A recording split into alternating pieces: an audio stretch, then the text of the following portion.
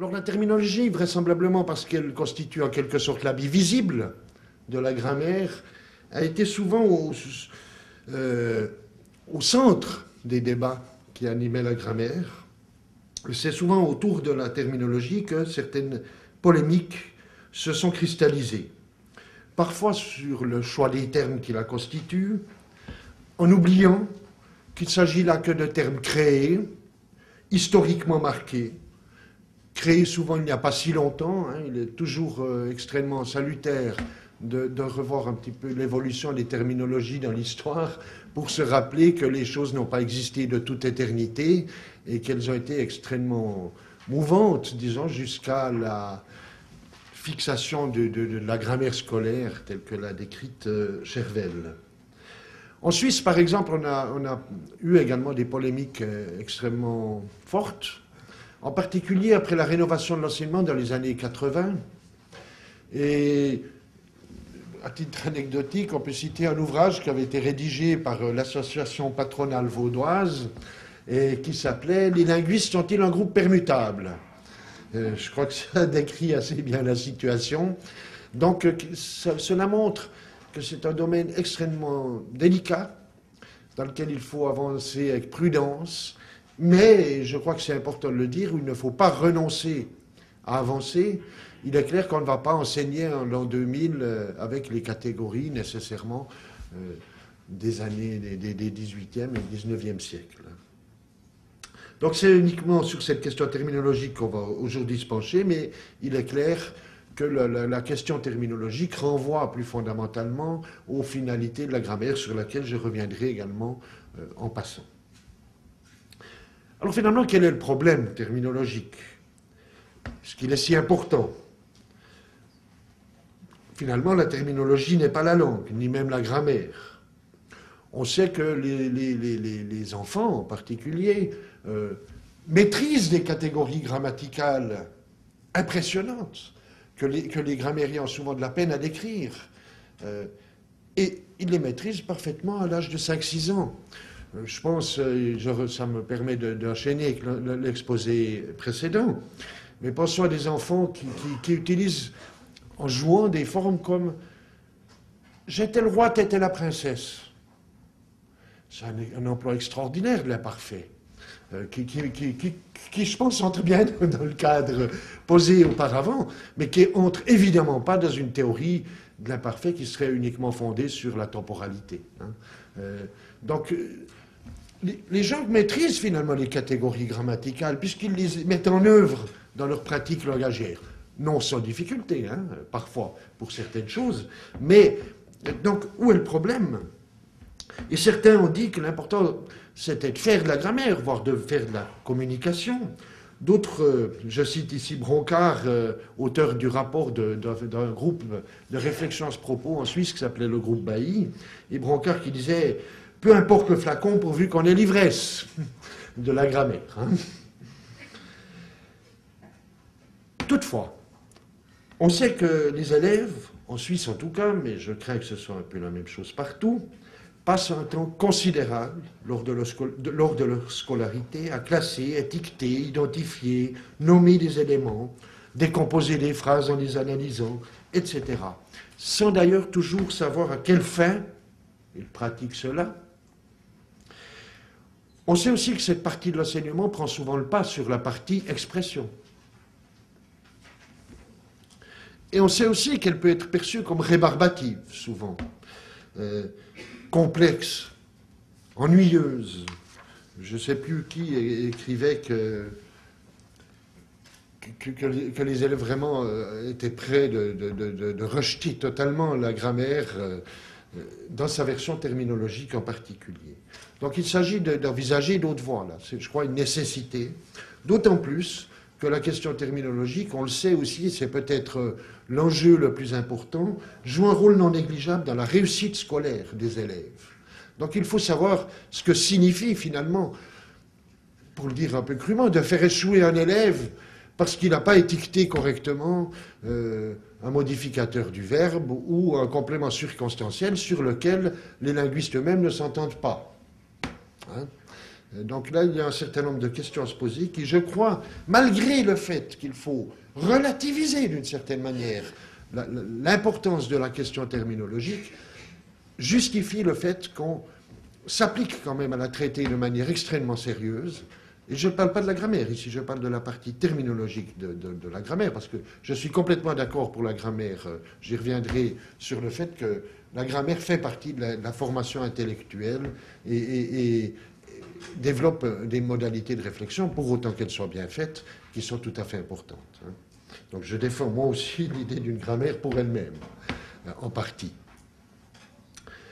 Donc, avant de présenter les options, quelques options didactiques qui me paraîtraient possibles de nous conduire vers une plus grande harmonisation et vers une plus grande simplification, j'aimerais partir d'une anecdote. C'est une histoire qui se passe en Suisse. On m'avait soumis un test pour des écoles. Des élèves de 9e chez nous, donc de 14 ans à peu près, étaient confrontés à un certain nombre de phrases du type de celle-ci, dont vous remarquerez le contenu est assez extraordinaire, d'une richesse culturelle assez impressionnante. Ils avaient, pour un certain nombre de phrases de ce niveau-là, ils avaient à choisir dans une liste de structures, la bonne structure. Donc c'était un test assez important. Et voilà quelle était la solution. Alors, bon, c'est la solution qu'avaient proposée les enseignants qui avaient fabriqué le test. Or, si on regarde la Vulgate, le fundamentum de la terminologie en Suisse, on remarque en fait qu'il ne correspond pas tout à fait à cela. Il est clair, dans le modèle grammatical que nous avons choisi, et j'y reviendrai pour montrer les différences peut-être entre certains modèles grammaticaux, mais on aurait, CP, complément de phrase, on a bien un complément de phrase, soudain, un sujet, il, un verbe, détacha, mais cette gênante croûte brune est bien un complément de verbe, mais brusquement, et ici classé comme complément de phrase, il ne satisfait pas aux critères des compléments de phrase en Suisse romande parce qu'il devrait être supprimable, ce qui est le cas, mais il devrait être également déplaçable. En début de phrase, par exemple, on voit bien qu'on ne peut pas avoir soudain, brusquement, il détacha, et pour autant que j'essaye d'arranger les choses en enlevant soudain, pour éviter la concurrence entre les deux, brusquement, il détacha cette gênante croûte brune, vous voyez bien que ça veut dire autre chose. Donc ici, on n'a pas un brusquement qui est un complément de phrase, mais un brusquement qui agit sur le verbe. Comment contentons-nous de cela? Parce qu'il y a des divergences terminologiques entre les pays, nous le verrons, mais nous parlons, nous, de la fonction modificateur. Nous avons introduit en Suisse cette fonction au moment de la rénovation des années 80, sur le modèle un peu de ce que dans la grammaire générative on appelle un spécificateur, avec l'idée que ce modificateur qui vient modifier en quelque sorte la substance du verbe, j'aurais envie de changer de terminologie après avoir lu certaines choses ces derniers jours, nouveau, mais donc le modificateur vient modifier en quelque sorte le verbe, la réalisation du verbe détacha, c'est une modalité la manière de se détacher, comme peut-être des modificateurs comme très vient modifier l'adverbe solidement, dans très solidement, etc. Donc, qu'est-ce que je tire de cela? Bon, première remarque, les enseignants ne maîtrisent pas totalement cet aspect de la grammaire. Alors, c'est embêtant, on l'a dit, il est très important que les enseignants soient extrêmement bien formés à la grammaire s'ils veulent pouvoir agir sur les erreurs de leurs élèves. Mais ce qui me frappe plus ici, et je reviens à mon problème d'équité et de finalement...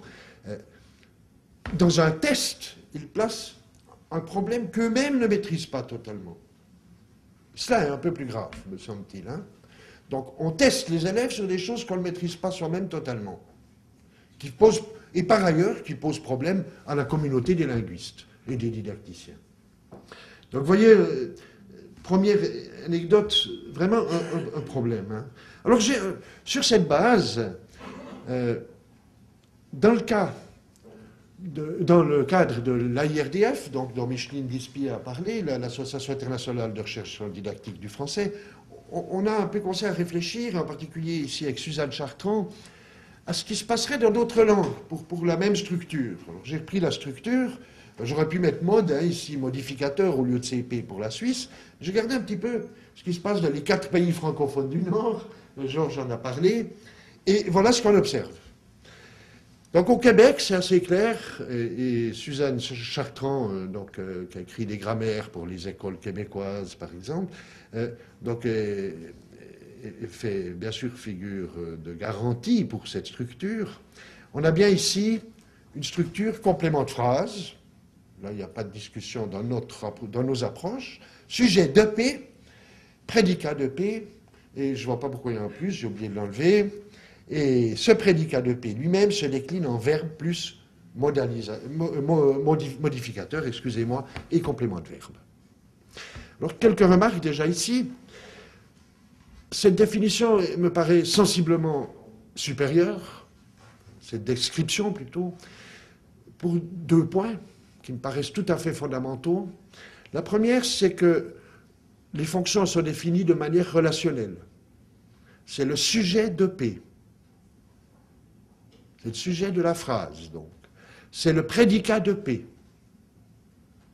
Ça me paraît important, en tout cas, de souligner la nature relationnelle des fonctions. Deuxième point qui me paraît très important ici, c'est l'introduction de la fonction prédicat. Si vous regardez, si vous revenez 2 secondes à la structure suisse, mais aussi à la structure française et à la structure belge, qui reprend le code de terminologie, hein, je me suis basé là-dessus avec prudence, mais si on reprend ces 3 nomenclatures, on remarque que le verbe, qui est quand même le centre de la phrase, ou le groupe verbal, n'a pas de fonction. Ce qui est quand même un petit peu choquant dans une analyse qui prétendrait avoir un aspect découpage en groupe, en syntagme, et un aspect fonctionnel aussi de description des fonctions occupées par